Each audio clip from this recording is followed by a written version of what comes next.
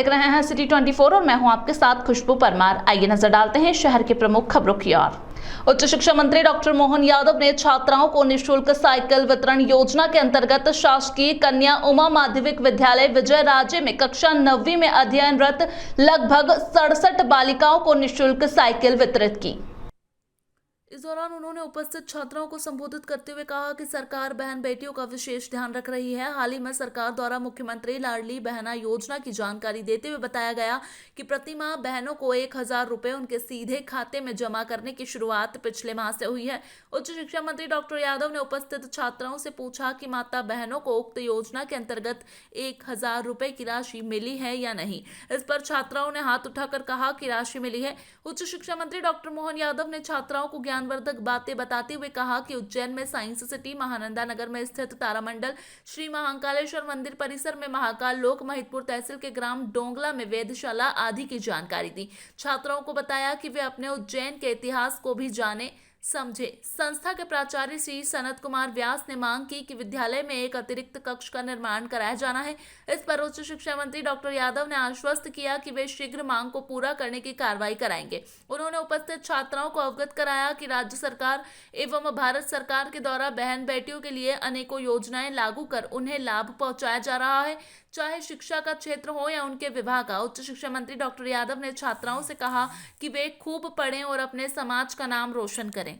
सफाई कर्मचारी आयोग की राष्ट्रीय उपाध्यक्ष आई उज्जैन दौरे पर अधिकारियों की लापरवाही से हुई नाराज। उज्जैन राष्ट्रीय सफाई कर्मचारी आयोग के उपाध्यक्ष अंजना पवार उज्जैन दौरे पर आई और उज्जैन पहुंचकर बाबा महाकालेश्वर के दर्शन कर सर्किट हाउस पर अधिकारियों से मिली, जहां पर अधिकारी कर्मचारियों की लापरवाही की वजह से उनका गुस्सा फूट पड़ा। उन्होंने बताया कि आयोग द्वारा यहां पर सफाई कर्मचारियों के हित में बैठक आयोजित की जानी थी, जिसका मैं सुबह से इंतजार कर रही हूं, जो कि अभी तक नहीं हो पाई।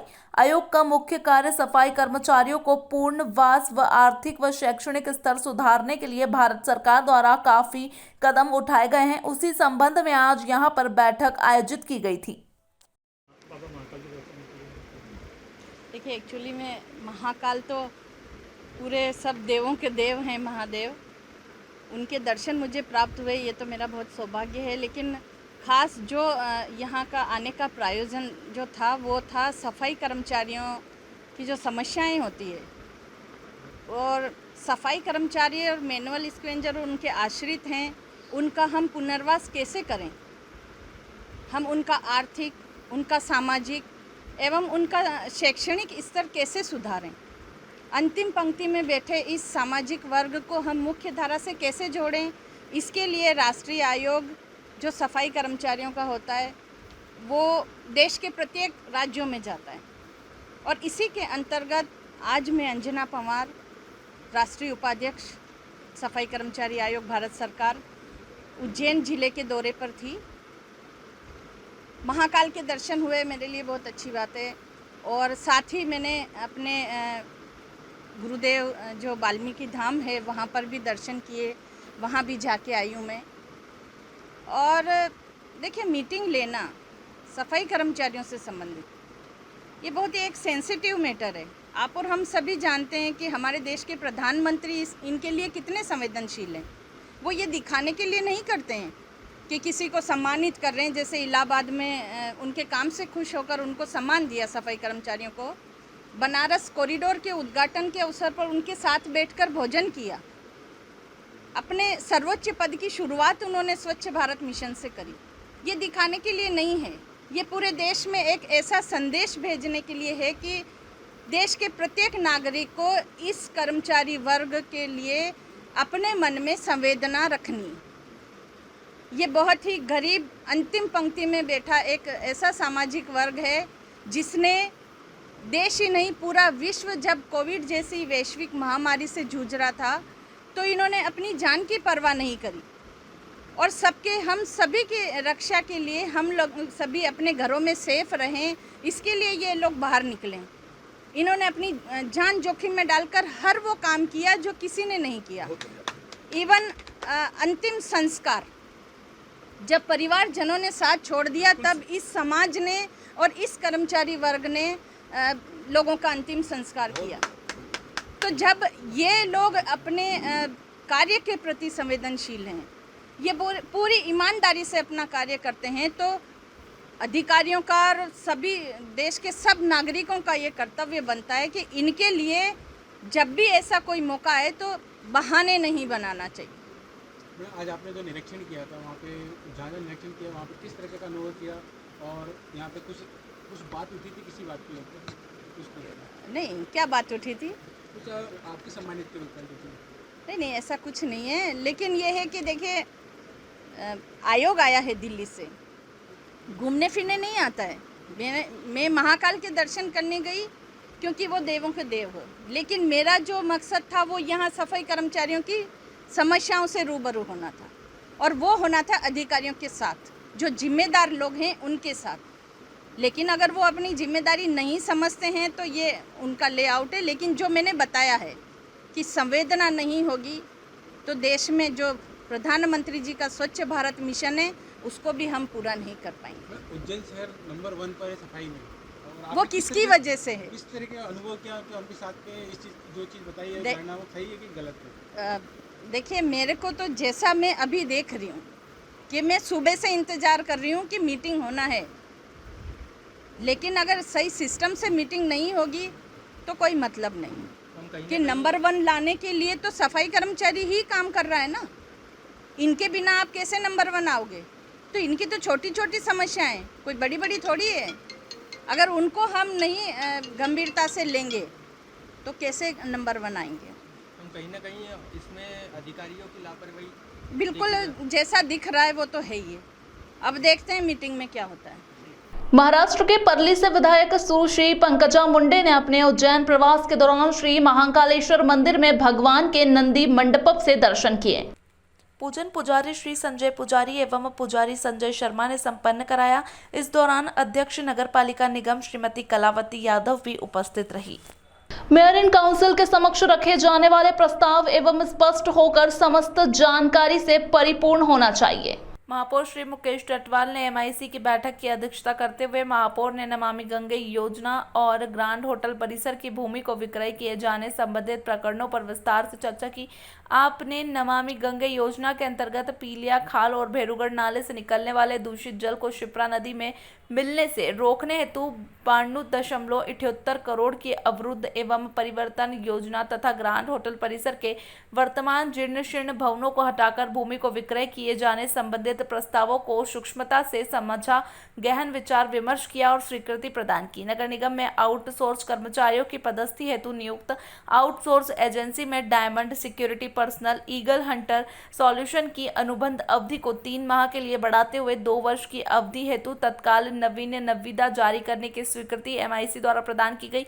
इसी प्रकार सफाई कर्मियों की सेवानिवृत्त होने पर उनके स्थान पर परिवार के किसी सदस्य को शासन से आउटसोर्स संबंधित निर्देश के तहत परंपरागत नियुक्ति दिए जाने संबंधी प्रकरणों को तथा गौतम मार्ग चौड़ीकरण मुआवजा संबंधी प्रकरणों को भी प्रस्ताव अनुसार स्वीकृति प्रदान की गई है।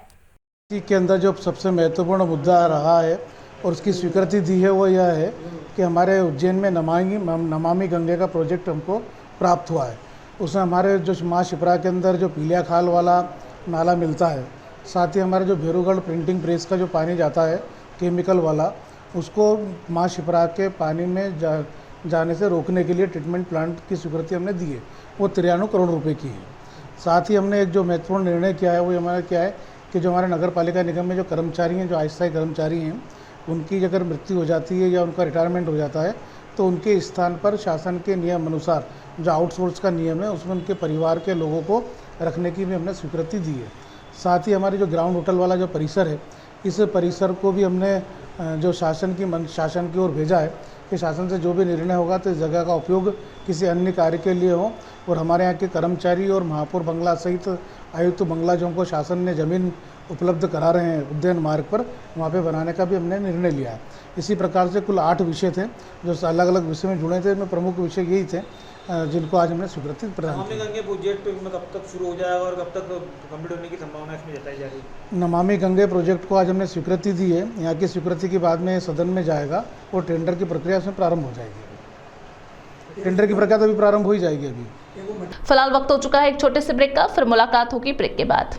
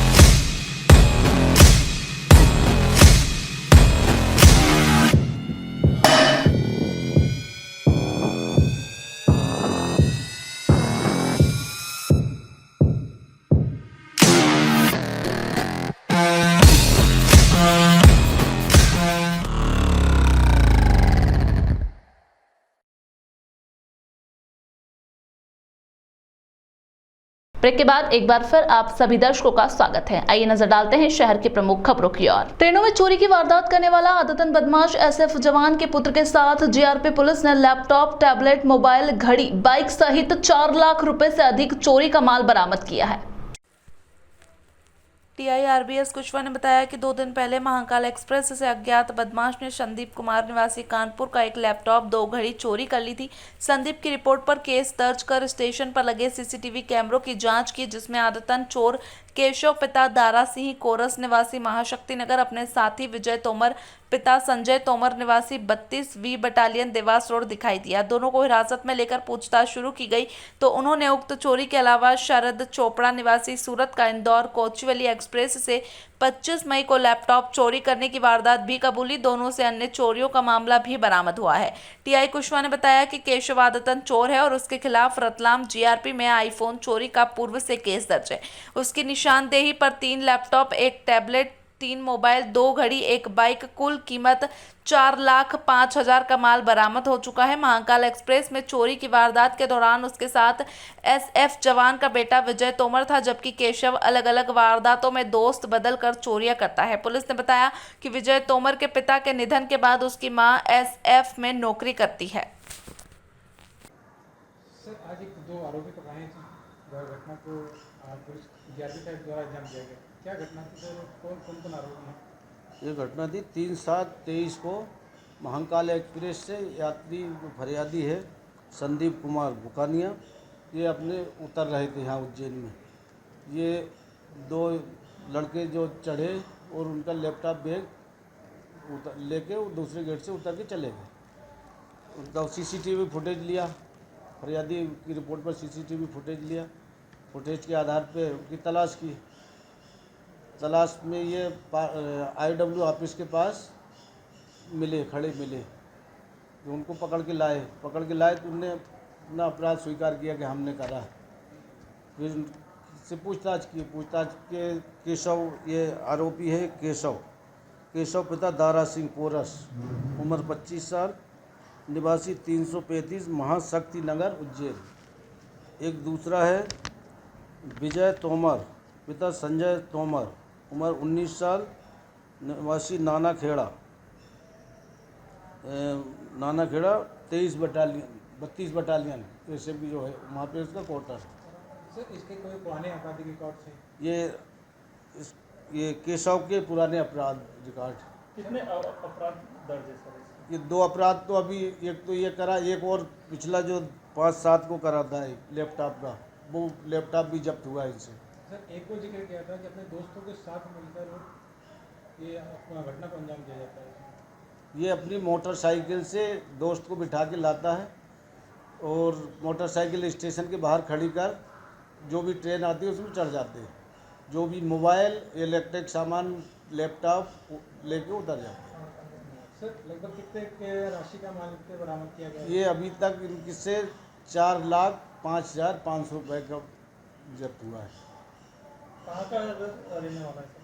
ये रहने वाला शिव शक्ति नगर उज्जैन। होमगार्ड के जवानों द्वारा स्काउट गाइड के बच्चों को रामघाट पर आपदा प्रबंधन के बारे में जानकारी दी गई। साथ ही संभाग स्तरीय जल क्रीड़ा गतिविधि संपन्न हुई। शिप्रा नदी में स्थित रामघाट पर होमगार्ड निदेशालय एवं भारत स्काउट एवं गाइड मध्य प्रदेश से संयुक्त निर्देशन में संभाग के स्काउट गाइड और रोवर रेंजर के लिए 1 दिवसीय जल क्रीड़ा का आयोजन हुआ, जिसमें संभाग के उज्जैन, रतलाम, देवास, नीमच, शाजापुर के स्काउट गाइड और रोवर सम्मिलित हुए। जानकारी देते हुए मीडिया प्रभारी अनिल सक्सेना ने बताया कि पिछले कई दिनों से लगातार दुर्घटनाओं का दौर जारी है। आधा दर्जन से अधिक लोगों की डूबने के कारण मौत हो गई है। इसी को ध्यान में रखते हुए होमगार्ड द्वारा स्काउट गाइड के बच्चों को प्रशिक्षण दिया गया, जिसमें किस तरह से आपदा के समय लोगों की जान बचाई जा सके, इस हेतु उन्हें जानकारी दी गई। इस दौरान स्काउट के सभी बच्चों को रैली के माध्यम से घाटों का चक्कर लगवाया। इस मौके पर जल क्रीड़ा शिविर में संभागीय संगठन आयुक्त डॉक्टर सुरेश पाठक, वरिष्ठ प्रशिक्षक सदाशिव वर्मा, जगदीश डोडिया, रतलाम, जयश्री पाठक, चंद्रकला गोयल, पूजा गोयल, उज्जैन, सुनीता चौधरी, नीमच, भूपेंद्र शर्मा, देवास, मनोहर पाटीदार, शाजापुर सहित संभाग के सभी प्रतिभागी उपस्थित रहे। होमगार्ड कमांडेंट संतोष जाट एवं हेमलता पाटीदार, प्लाटून कमांडर के निर्देश में नदी तट के सभी होमगार्ड सहयोगियों ने पूर्ण लगन से शिविर में सहयोग प्रदान किया। जल क्रीड़ा का जो कैंप है वो संभागीय कैंप जो यहाँ पर उज्जैन में आयोजित किया गया है, उसे के शिविर संचालक आदरणीय श्री पाठक साहब जी जो संभागीय अधिकारी हैं और बच्चों को लोगों की सुरक्षा कैसे की जाए इस विषय में जानकारी दी गई। नदी पे यदि कोई आदमी डूबता है तो उसको कैसे बचाना, क्या उसके सामने कूदना, नहीं कूदना, और पीछे से जाके पुश करना, और उसके लिए अपने पास भी सुरक्षा के साधन रखना चाहिए, तभी आप नदी में उतरना चाहिए। ये बहुत नियम पहले अपनी सुरक्षा, बाद में दूसरे सुरक्षा के लिए हमेशा तैयार रहना चाहिए।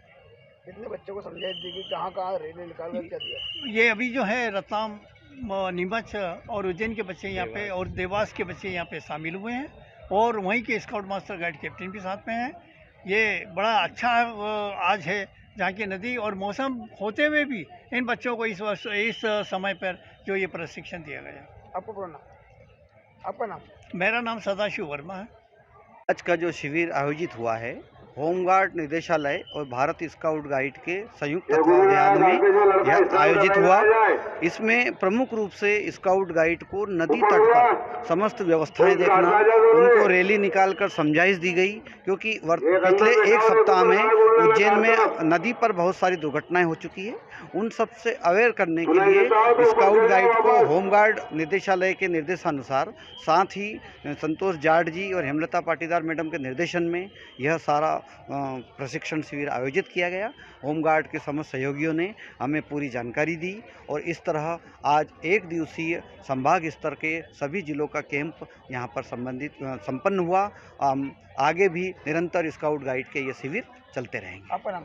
डॉक्टर सुरेश पाठक। उज्जैन के बेगमबाग कॉलोनी में पुरानी रंजिश की बात को लेकर आरोपियों ने एक युवक पर चाकू से हमला कर दिया। गंभीर घायल युवक का जिला चिकित्सालय में उपचार चल रहा है। पुलिस ने आरोपियों के खिलाफ विभिन्न धाराओं में प्रकरण दर्ज किया है। महाकाल पुलिस ने जानकारी देते हुए बताया कि जूना सोमवारिया का रहने वाला मुजफ्फर खां पिता नन्हे खां का पुरानी रंजिश की बात को लेकर आरोपियों से विवाद हो गया। विवाद इतना बढ़ गया कि आरोपियों ने मुजफ्फर खां को फोन लगाकर बुलाया और चाकू से हमला कर दिया। घटना के बाद सूचना मिलते ही पुलिस मौके पर पहुंची। पुलिस ने घायल को उपचार के लिए जिला चिकित्सालय में भर्ती करवाया, जहां पर डॉक्टरों की टीम ने घायल का उपचार किया। महाकाल पुलिस ने आरोपियों के खिलाफ विभिन्न धाराओं में प्रकरण दर्ज किया है। मैं उधर से निकल रहा था, उसका घर है सजामा शाकिब की गली में है उसका घर, और मैं मेरे दोस्त के कारखाने के लिए निकल रहा था, उससे मिलने के लिए जा रहा था। तो उसके घर के बाहर लड़के खड़े हुए थे, उसका पहले से ही झगड़ा चल रहा था किसी से। तो मैं उसके घर के इधर से निकल रहा था और वो लड़के गाली गुफ्तार कर रहे थे, उसका नाम लेके उसको चिल्ला के बुला रहे थे बाहर। तो उसने खिड़की में झाँका और मैं उधर से निकल के जा रहा था मेरे दोस्त के कारखाने के इधर। तो उसको ये लगा कि मैं भी उन लोगों में शामिल हूँ, उन लड़कों में शामिल हूँ। तो वो आया और आके और उसने मेरा पता करा, मेरे फ़ोटो निकलवाया। मैं फिर वहाँ से मेरे दोस्त के पास से निकल गया, मैं बेगमपुरे गया। बेगमपुरे में एक भाई से मिला और उससे मिल के और मैं घर चला गया। फिर वो लड़के ने मेरे फ़ोटो निकलवाए और वहाँ बेगमपुरे में जाके वो फ़ोटो दिखाया, तो वो एक पहचान का निकल गया मेरा दोस्त। तो उससे मेरे को फ़ोन लगवाया रात को 12 साढ़े 12 बजे उसने मेरे को फ़ोन लगवाया घर पे से, और मुझे धमकियाँ देने लगा कि मेरे को तेरे से 20,000 रुपये लग रहा है, 30,000 रुपये लग रहे हैं, और अगर नहीं देगा तो मारूँगा, और तूने ऐसा क्यों करा, कि मेरे घर के इधर चिल्ला चोट कर रहा था तू, वो मुझे गाली बक रहा था, और भी बहुत सारे धमकियाँ दे रहा था मुझे। तो मैंने बोला कि सोमवारिया में रहता हूँ मैं, वो मेरी तो तेरे से कोई मगजमारी ही नहीं है, कोई लड़ाई झगड़ा नहीं है, मैं तो काम से काम मतलब रखता हूँ मेरा। कल चाकू कहाँ पर मारे आपको, किसी हालत में? हाँ मालूम है ना, कॉलोनी में मारे हैं सर, मेरे को बुला कर मारे हैं, मेरे को तो पता ही नहीं था कि ये लड़ने के लिए आए। 3 लोगों ने। कहाँ के रहने वाले? ये 3 लोग सर, मेरे को 2 का तो पता नहीं, लेकिन ये एक जो जिसने मेरे ऊपर हमला करा वो रिहान, उसका नाम रिहान है, जामा शाकिब मस्जिद की गली में रहता है। आप कहाँ पर रहते हो? मैं सोमवारी में रहता हूँ सर। क्या नाम है आपका? मुजफ्फर खान। कहाँ पर रिपोर्ट लिखाई इसकी? महाकाल थाने में। मध्य प्रदेश पुलिस पेंशनर संघ की स्थापना की गई है। बैठक में रिटायर्ड हुए पुलिस अधिकारियों का सम्मान किया गया। धार्मिक नगरी उज्जैन में मध्य प्रदेश पुलिस पेंशनर संघ की स्थापना हो गई है। लगभग 200 से अधिक पुलिस अधिकारी इस इकाई में जुड़ चुके हैं। यहां हर माह कार्यक्रम आयोजित कर रिटायर्ड पुलिस अधिकारियों को और कर्मचारियों का सम्मान किया जाता है। आईजी रहे रमन सिंह सिकरवार ने जानकारी देते हुए बताया कि रिटायर्ड पुलिस कर्मचारियों का सम्मान किया गया है। साथ ही सभी संघ के सदस्यों के घर में रहने वाले परिवारजनों के स्वास्थ्य का हाल जाना गया। यदि किसी संघ के सदस्य के घर कोई दुविधा आती है तो उसकी मदद की जाएगी।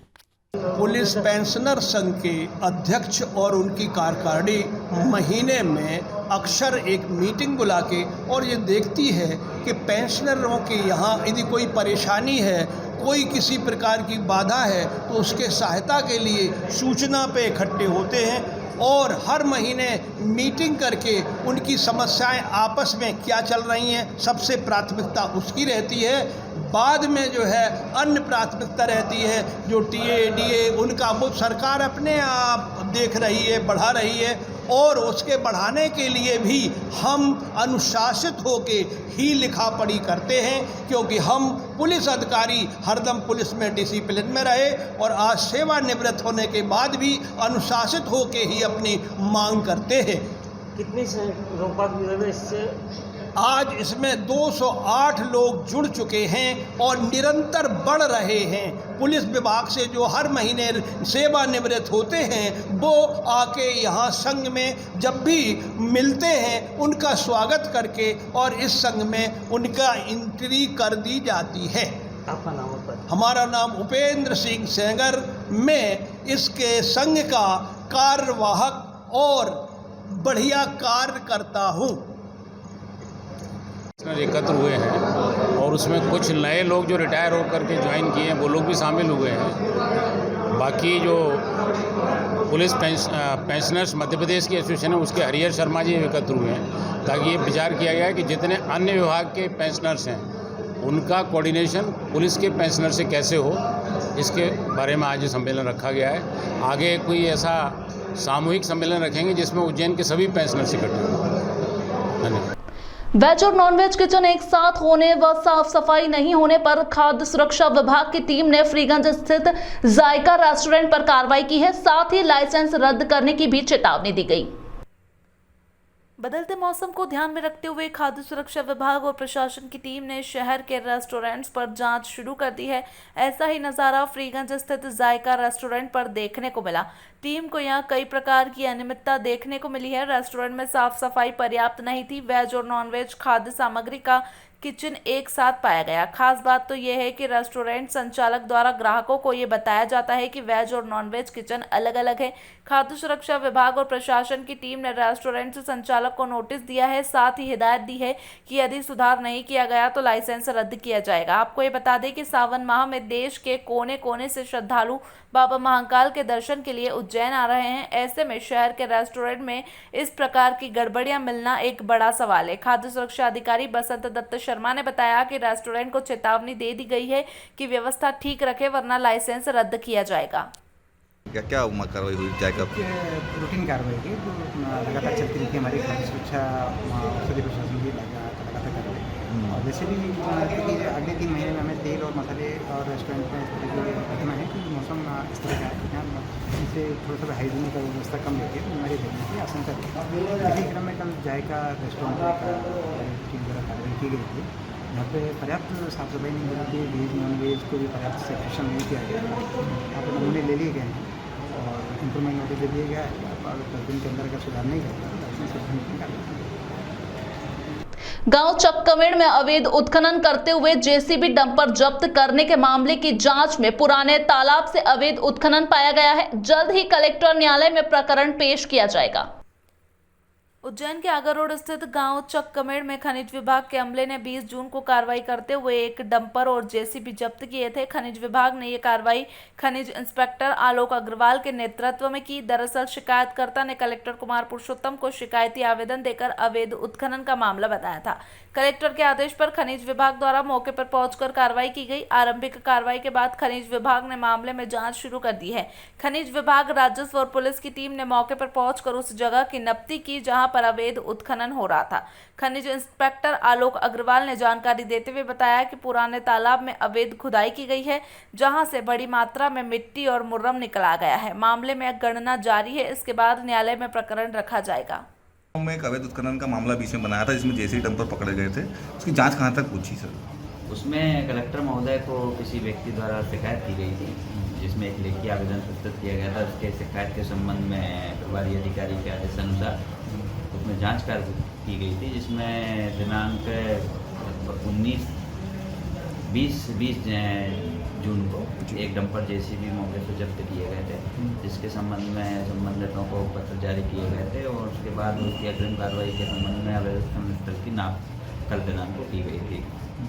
अवैध उत्खनन के में पाया गया कि एक पूर्व का तालाब था, जिसमें कि मिट्टी और मुरम को निकाला गया है।